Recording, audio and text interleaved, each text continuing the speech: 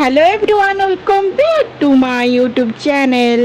So friends, ଆପଣ ମାନେ କେମିତି ଅଛନ୍ତି? ଆଇ ହୋପ୍ କି ଆପଣ ମାନେ ବହୁତ ଭଲରେ ଥିବେ। ତେବେ ଦର୍ଶକ ବନ୍ଧୁ, ଆପଣ ମାନେ ତ ଥମ୍ବନେଲ୍ ଦେଖି ନିହାତି ଭାବରେ ଜାଣିସାରିଥିବେ କି ମୁଁ କାହା ବିଷୟରେ ଏହି ଭିଡ଼ିଓରେ ଆପଣମାନଙ୍କୁ ଜଣାଇବା ପାଇଁ ଚାହୁଁଛି। ତେବେ ଦର୍ଶକ ବନ୍ଧୁ, ଆପଣ ମାନେ ପ୍ରଥମେ କୁହନ୍ତୁ ତ ଏ ହିରୋକୁ ଆପଣ ମାନେ କୌଣସି ସିରିଏଲ ଆଣ୍ଡ ସିନେମା ଜଗତରେ ଦେଖିବାକୁ ପାଇଛନ୍ତି କି? ତେବେ ଦର୍ଶକ ବନ୍ଧୁ, ନିହାତି ଭାବରେ ଏହି ଭିଡ଼ିଓରେ ଆପଣମାନେ କମେଣ୍ଟ ବକ୍ସରେ କମେଣ୍ଟ ମାଧ୍ୟମରେ ନିଶ୍ଚୟ ଜଣାଇବେ। ତେବେ ଦର୍ଶକ ବନ୍ଧୁ, ଏହି ହିରୋ ବିଷୟରେ ମୁଁ ଆପଣମାନଙ୍କୁ ଫୁଲ୍ ଡିଟେଲ୍ସ ଜଣାଇବି ଏହି ଭିଡ଼ିଓରେ।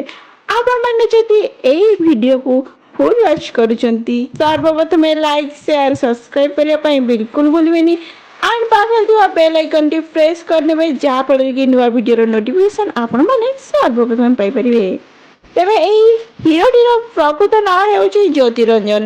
ତେବେ ଦର୍ଶକ ବନ୍ଧୁ, ଆପଣମାନେ ତ ଏହି ଜ୍ୟୋତିକୁ ତ ନିଶ୍ଚୟ ଭାବରେ ଦେଖିଥିବେ ଅନେକ ସାରା ସିରିଏଲ ମାନଙ୍କରେ ଲିଡ୍ ହିରୋ ଭୂମିକାରେ ନଜର ଆସିଥିବାର। ତେବେ ବର୍ତ୍ତମାନ ସମୟରେ ସନ୍ଧ୍ୟା ରାଗିଣୀ ସିରିଏଲରେ ଲିଡ୍ ହିରୋ ଭୂମିକାରେ ନଜର ଆସିଛନ୍ତି ଏହି ହିରୋଟି।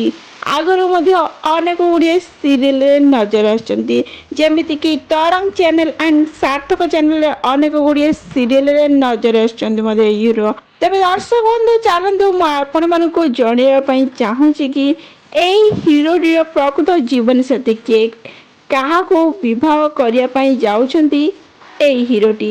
ତେବେ ଦର୍ଶକ ବନ୍ଧୁ, ଆପଣମାନେ ତ ଜାଣିଲେ ନିଶ୍ଚୟ ଭାବରେ ଆଶ୍ଚର୍ଯ୍ୟ ହୋଇଯିବେ କି ଏହି ହିରୋ କାହାକୁ ବିବାହ କରିବା ପାଇଁ ଯାଉଛନ୍ତି, ତାଙ୍କ ରିଅଲ ଲାଇଫ୍ ପାର୍ଟନର କିଏ ଅଛନ୍ତି। ଚାଲନ୍ତୁ ଏହି ଭିଡ଼ିଓରେ ମୁଁ ଆପଣମାନଙ୍କୁ ଜଣାଇବି। ତେବେ ବର୍ତ୍ତମାନ ସମୟରେ କାହାକୁ ଡେଟ୍ କରୁଛନ୍ତି ଜ୍ୟୋତି ରଞ୍ଜନ। ତେବେ ଦର୍ଶକ ବନ୍ଧୁ, ଆପଣମାନେ ତ ନିଶ୍ଚୟ ଭାବରେ ଜ୍ୟୋତିଙ୍କର ଆକ୍ଟିଂ ଦେଖିଥିବେ। ବର୍ତ୍ତମାନ ସମୟରେ ତ ଜ୍ୟୋତି ଘରେ ଘରେ ପରିଚିତ ହୋଇସାରିଛନ୍ତି ତାଙ୍କର ଖୁବ୍ ସୁନ୍ଦର ଆକ୍ଟିଂ ପାଇଁ।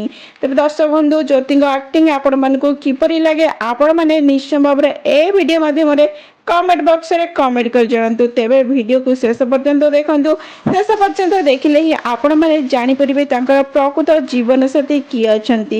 କାହିଁକିନା ଶେଷରେ ମୁଁ ଜ୍ୟୋତିଙ୍କର ପ୍ରକୃତ ଜୀବନସାଥୀର ଫଟୋ ଆଣ୍ଡ ଭିଡ଼ିଓ ଆଡ଼୍ କରିଦେଇଛି, ଆପଣମାନେ ଦେଖିଲେ ନିଶ୍ଚୟ ଜାଣିପାରିବେ।